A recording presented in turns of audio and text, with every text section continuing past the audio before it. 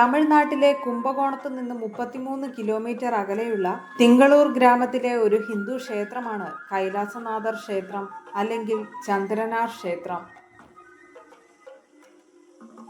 ക്ഷേത്രത്തിലെ പ്രധാന വിഗ്രഹം കൈലാസനാഥർ അഥവാ ശിവനാണ്. പാർവതീദേവി പെരിയനായകി എന്ന പേരിലും അരുൾ ചൊരിയുന്നു. കുംഭകോണം തഞ്ചാവൂർ റൂട്ടിലുള്ള നവഗ്രഹ ക്ഷേത്രങ്ങളിൽ ചന്ദ്രന്റെ സ്ഥാനമാണ് തിങ്കളൂർ.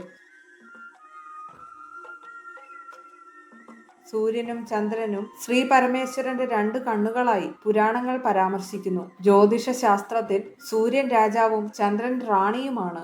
വേദങ്ങളിലും പുരുഷ സൂക്തത്തിലും ചന്ദ്രനെപ്പറ്റി വിവരണങ്ങളുണ്ട്. അപ്പൂടി അടികൾക്ക് സ്വന്തം മകന്റെ ജീവൻ തിരിച്ചു കിട്ടിയ സ്ഥലം കൂടിയാണ് ഇവിടം. ഈ ക്ഷേത്രത്തെക്കുറിച്ചുള്ള ഐതിഹ്യം ഇങ്ങനെയാണ്. അത്രി മഹർഷിയുടെയും അനസൂയയുടെയും പുത്രനായ ചന്ദ്രൻ ബൃഹസ്പതിയുടെ കീഴിൽ വിദ്യ അഭ്യസിക്കുകയും ശിവഭഗവാനെ തപസ് ചെയ്ത് പല വരങ്ങളും നവഗ്രഹ പദവിയും സമ്പാദിച്ചു. ചന്ദ്രന്റെ അഴകിലും സ്വഭാവ ഗുണത്തിലും ആകൃഷ്ടനായ ദക്ഷ പ്രജാപതി തന്റെ പുത്രിമാരായ അശ്വതി മുതൽ രേവതി വരെയുള്ള 27 നക്ഷത്ര കന്യകകളെ ചന്ദ്രന് വിവാഹം ചെയ്തു കൊടുത്തു. ഒരു നിബന്ധന മാത്രമാണ് ദക്ഷൻ കല്യാണ സമയത്ത് വെച്ചത്. തന്റെ 27 പുത്രിമാരെയും പക്ഷാഭേദമില്ലാതെ ഒരേപോലെ സ്നേഹിക്കണമെന്നതായിരുന്നു അത്. കുറച്ചു കാലങ്ങൾക്ക് ശേഷം വേറെ ചില കാരണങ്ങളാൽ ഭാര്യമാരായ കാർത്തിക, രോഹിണി എന്നിവരോട് ചന്ദ്രൻ പ്രത്യേക സ്നേഹം പ്രകടിപ്പിക്കുന്നത് മനസ്സിലാക്കിയ മറ്റു പത്നിമാർ പിതാവായ ദക്ഷനോട് പരാതിപ്പെട്ടു. കോപാതീതനായ ദക്ഷ പ്രജാപതി ചന്ദ്രന്റെ ഭംഗി ഓരോ ദിവസങ്ങളിലായി 15 നാൾക്കുള്ളിൽ തേഞ്ഞു പോകട്ടെ എന്ന് ശപിച്ചു.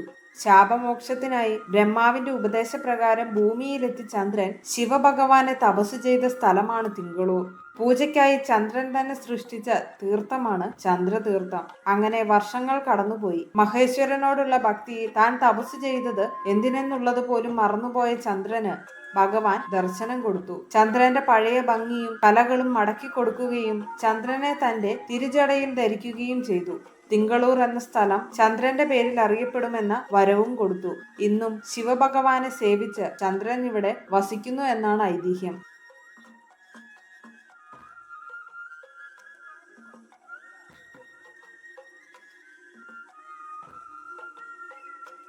വേറെ ഒരു ഐതിഹ്യം 63 നായന്മാരിൽ ഒരാളും വ്യവസായിയുമായ അപ്പൂടി അടികളുടെ ജന്മസ്ഥലമാണ് തിങ്കളൂർ. അപ്പൂടി അടികൾക്ക് അളവറ്റ ബഹുമാനമായിരുന്നു തിരുനാവുക്കരശരോട്.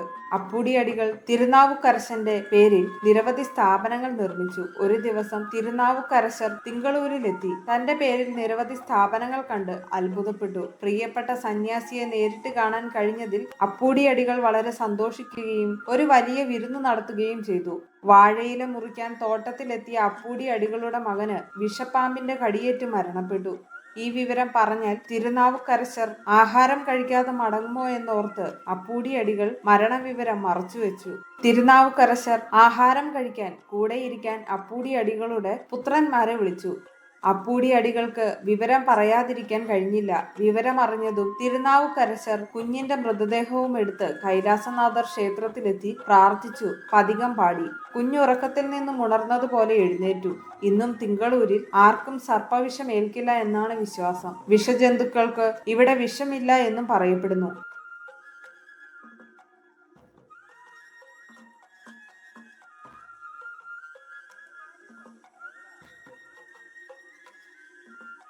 രണ്ടായിരം വർഷങ്ങൾക്ക് മേൽ പഴക്കമുള്ളതും കിഴക്ക് ദർശനമായി 5 നില ഗോപുരത്തോടും 2 പ്രകാരത്തോടും കൂടിയ ചന്ദ്രനാർ കോവിൽ 7-ാം നൂറ്റാണ്ടിൽ നിർമ്മിച്ചതായി കണക്കാക്കപ്പെടുന്നു. പിന്നീട് 16-ാം നൂറ്റാണ്ടിൽ തഞ്ചാവൂർ ഭരിച്ചിരുന്ന നായ്ക്കർ രാജാക്കന്മാർ പുനർനിർമ്മാണം നടത്തിയിട്ടുണ്ട്. ക്ഷേത്രത്തിനുള്ളിൽ മൂലവർ, കൈലാസനാഥർ സന്നിധി, അമ്പാൾ സന്നിധി, അടുത്തു തന്നെ ക്ഷേത്രതീർത്ഥം എന്നിവ കാണപ്പെടുന്നു. ചന്ദ്രന് പ്രത്യേകം സന്നിധിയുണ്ട്. ഇരുകരങ്ങളിലും പുഷ്പങ്ങളേന്തി പ്രസന്ന ഭാവത്തിൽ പടിഞ്ഞാറോട്ട് നോക്കിയാണ് പ്രതിഷ്ഠ. ഇവരെ കൂടാതെ വിനായകർ, വള്ളി ദേവയാനി സമേത മുരുകൻ, ദക്ഷിണാമൂർത്തി, ഗജലക്ഷ്മി, ചണ്ഡികേശ്വരർ, തിരുനാവുക്കരശർ, കുടുംബത്തോടെ അപ്പൂടി അടികൾ എന്നിവരാണ് ഉപപ്രതിഷ്ഠകൾ.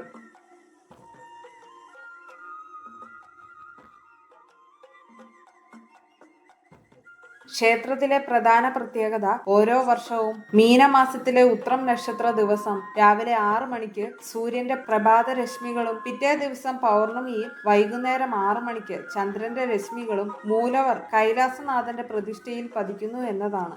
ഈ 2 ദിവസവും വിശേഷാൽ സൂര്യപൂജയും ചന്ദ്രപൂജയും നടത്തുന്നു.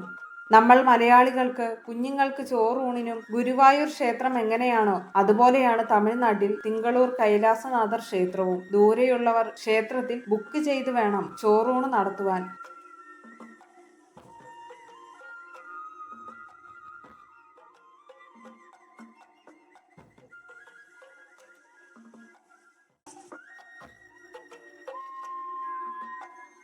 ജ്യോതിഷത്തിൽ ചന്ദ്രൻ മനസ്സിന്റെ കാരകനാണ്. 10 വർഷമാണ് ചന്ദ്രദശാകാലം. മനസ്സ്, ബുദ്ധി, സൗന്ദര്യം എന്നിവയെല്ലാം ചന്ദ്രനെ ആസ്പദമാക്കിയുള്ളവയാണ്. പൗർണമി നാളുകളിൽ ജീവജാലങ്ങൾക്ക് മാത്രമല്ല കടലിനും ചന്ദ്രന്റെ സ്വാധീനമുണ്ട്. ചന്ദ്രഭഗവാന് 10 ദീപങ്ങൾ തെളിയിക്കുന്നത്, ഭസ്മം, കർപ്പൂരം എന്നിവ സമർപ്പണം ചെയ്യുന്നത്, തൈര് കൊണ്ട് അഭിഷേകം നടത്തുന്നത്, വെള്ള തുണി സമർപ്പിക്കുന്നത് ചന്ദ്രനാൽ ഏർപ്പെടുന്ന ദോഷങ്ങൾക്ക് പരിഹാരമാണ്. തുടർച്ചയായി ചന്ദ്രന്റെ മൂലമന്ത്രം ജപിക്കുന്നതും 21 തിങ്കളാഴ്ച സോമവാരം നോക്കുന്നതും വിവാഹം തടസ്സം മാറ്റും.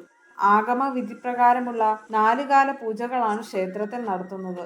തഞ്ചാവൂരിൽ നിന്നും 16 കിലോമീറ്റർ അകലമാണ് ക്ഷേത്രത്തിലേക്കുള്ളത്.